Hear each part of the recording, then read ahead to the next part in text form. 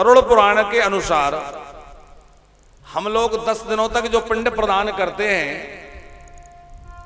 मरने के बाद से ही जैसे मृतक की मृत्यु हुई और उसकी यात्रा के आरंभ हुआ, तो यात्रा के आरंभ से ही उसके लिए पिंड प्रदान किया जाता है और अंत्येष्टि के समय तक 4 पिंड उसको प्रदान उसी दिन किए जाते हैं।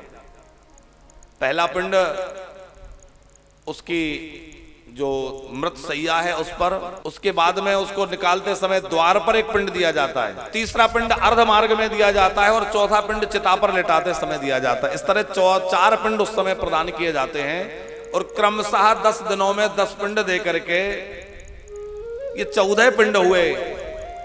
इससे उस मृतक व्यक्ति को देह उत्पन्न होती है, शरीर उसको प्राप्त होता है। तो गरुड़ पुराण में तो विस्तृत वर्णन है कि कौन से दिन के पिंड दान करने से उसका कौन सा अंग निर्मित होता है।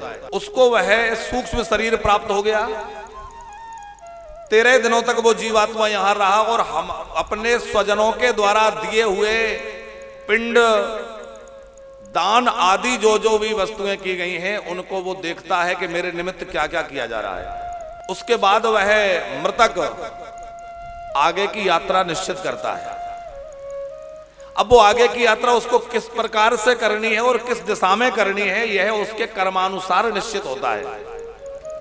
यदि कोई सत्कर्म करने वाला है तो उसको उत्तम उत्तम लोकों में ले जाया जाता है। यदि किसी ने पाप कर्म अधिक किए हैं तो उसको संयमनीपुरी की ओर ले जाया जाता है। तो जहां उसको ले जाया जाता है उस समय उसको जो देह प्राप्त होती है उसका नाम है सूक्ष्म शरीर।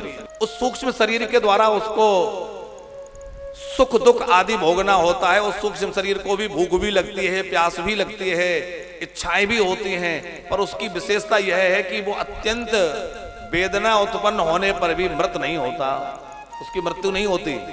उसको काट दिया जाए, जला दिया जाए, क्योंकि वह एक तरह से आत्मा का ही स्वरूप है।